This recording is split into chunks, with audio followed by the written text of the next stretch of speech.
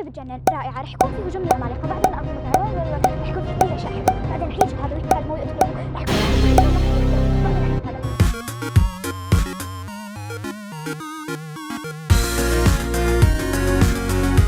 مرحبا. اليوم رح نحكي عن القصة كمان، بس مو عن القصة تماما، عن الJDD الجيم ديزاين دوكيمنت.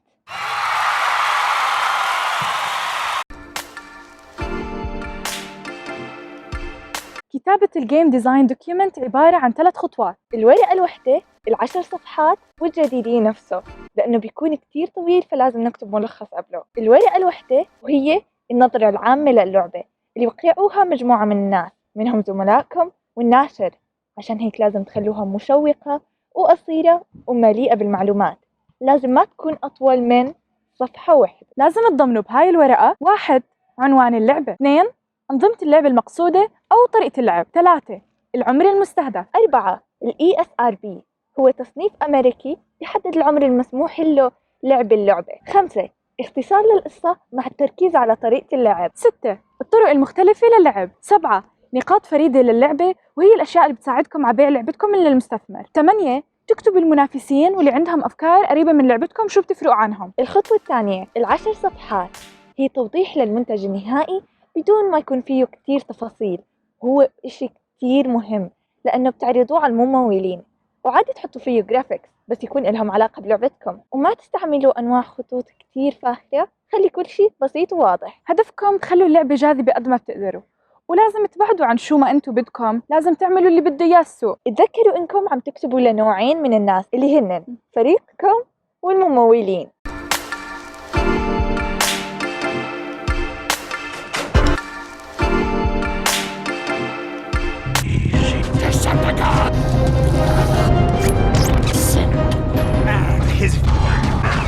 لعبتنا أكيد رح تكون أروع، فيها مؤثرات كتير أكتر وكتير أحسن. هاي اللعبة تستحق ملايين الدولارات. خلص موافقة.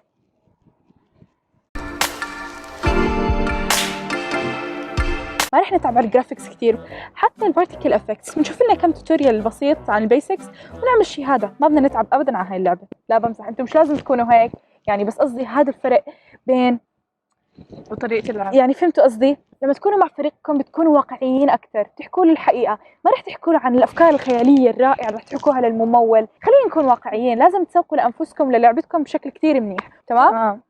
تعلمتوا منا؟ دوما بهروا عند المستثمر بالجيم ديزاين دوكيمنت وخلوها أوضح ما يمكن لتيمكم. بلكي في أطفال بيحضرونا عم تكلمي عنهم الكذب. لما تكونوا تكتبوا للفريق خلوا المعلومات واضحة، وقارنوا طريقة اللعب مع ألعاب متشابهة عشان توضحوا أكتر. لما تكونوا عم تشرحوا للمستثمر حطوا صور خرافية وحطوا كل شيء مرتب عشان تبينوا له أنكم كتير مرتبين.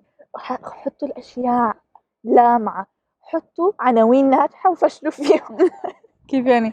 يعني حطوا ألعاب كتير ناجحة واحكوا لهم إنه هدول فاشلين بالنسبة لنا. إحنا كتير أحسن. زي صنعوا نحكي لكم قصة مثلا عنا عشان تتعلموا من الفشل. إحنا مثلا عملنا لعبة اسمها مش لازم نحكي لهم عنها، أخلي هو مش موجودة لا على أب ستور ولا خلاص، هي مش موجودة فبنقدر نحكي لكم عنها. اسمها صنوبرة. صنوبرة هاي اللعبة يعني هاي هي صنوبرة.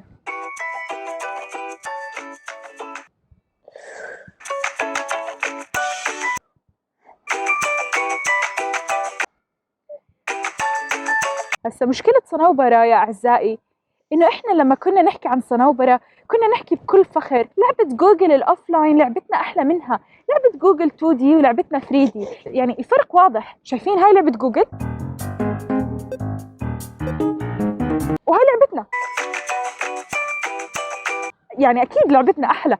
فكنا بكل فخر نضاعف من لا بس جماعة إحنا كان عندنا مرض وقتها، يعني إحنا كنا جد شايفين إنه لعبتنا أحسن من لعبة جوجل. بس جوجل أنتوا بتعرفوا قد إيه مكانتكم عالية عنا، بتعرف كتير منيح.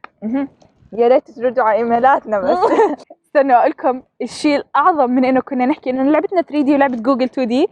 كمان كنا نحكي خلي شوي لقصة استني كنا نحكي لعبة سبواي يعني شو باك فيو، لعبتنا سايد فيو، فلعبتنا كتير أنجح.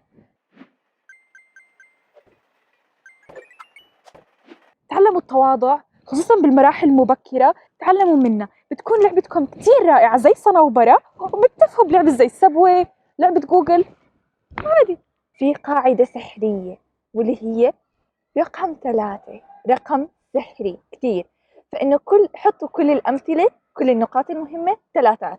الشغلة مو بس سحر، فيها منطق. انتوا بتحطوا المثال الأول عشان تعطوا الحدا فكرة عن الموضوع، بعدين تحطوا المثال الثاني عشان يقارنوا مع المثال الأول، والمثال الثالث عشان يوضح لهم المقارنة أكثر، فبيقارنوا مع المثال الثاني والمثال الأول. هلا بنظام ال10 صفحات، الصفحة الأولى بتكون صفحة العنوان. أول شيء عنوان اللعبة، ثاني شيء نظام اللعب، ثالث شيء العمر المستهدف، رابع شيء العمر المتوقع أو الفئة العمرية المتوقعة اللي هي ESRB، آخر شيء موعد التسليم المتوقع. ممكن تحطوا عنوانكم، مختصر القصة، اللوجو تبعكم، هاي الأشياء. الصفحة الثانية الأوتلاين، فيها تدفق اللعبة، مختصر القصة مع نهايتها، شو المصاعب رح تواجه اللاعب، وهاي الأشياء البسيطة وتفاصيل اللعبة. الصفحة الثالثة الشخصية، تشرحوا فيها عن الشخصية، إذا ما في شخصية اشرحوا عن الألغاز والبيئة، كتير ركزوا عليهم. الصفحة الرابعة طريقة اللعب، تشرحوا فيها طريقة اللعب وبتوضحوها وبتلخصوها. الصفحة الخامسة عالم اللعبة، الانفايرمنت، كل شيء متعلق بهيك، الطقس، الوقت، العصر، كل شيء. الصفحة السادسة تجربة اللعبة، شو رح يحس اللاعب، كيف رح تكون مشاعره، وهاي الأشياء لازم تراعوها شويتين. إحنا صرنا نستعجل كثير لأن الشمس غربت ويعني بدنا إضاءة جيدة، فشايفين اعملوا سبسكرايب. إذا ما عملتوا سبسكرايب شو عم تعملوا بالحياة؟ الصفحة السابعة ميكانيكية اللعبة. في فرق بين الميكانيكية والمخاطرة. المخاطرة هي الأشياء اللي بتأذي اللاعب، الميكانيكية هي النط، الحركة، الأشياء اللي ما بتأذيه بس هي موجودة باللعبة. الصفحة الثامنة عن الوحوش، شرح كامل عن قدراتهم، طريقة حركتهم، طريقة قتلهم للاعب، طريقة قتل اللاعب إلهم. الصفحة التاسعة هي الكات سينز.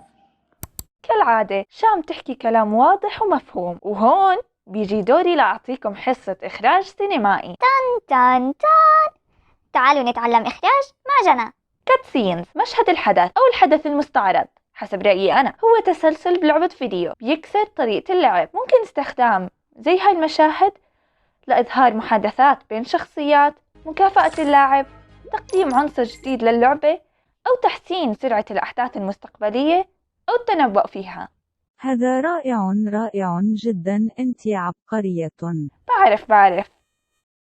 والصفحة العاشرة هي أي شيء إضافي بدكم تحطوه عن اللعبة، مميزات، هاي الأشياء كلها اللي رح تقنع الممول إنه هاي اللعبة رح أمولها. هاي اللعبة اللي رح أمولها، هاي اللعبة اللي رح أمولها. وآخر شيء وصلنا عند جديدي، هلا بدكم تكتبوا كل تفصيلة صغيرة بلعبتكم، أي تفصيلة تماما، أي تفصيلة، كل تخيلكم عن اللعبة.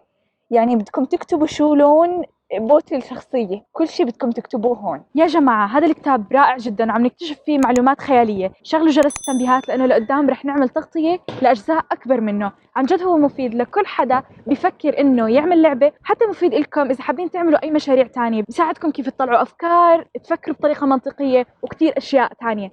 شكرا لمشاهدتكم، سلام.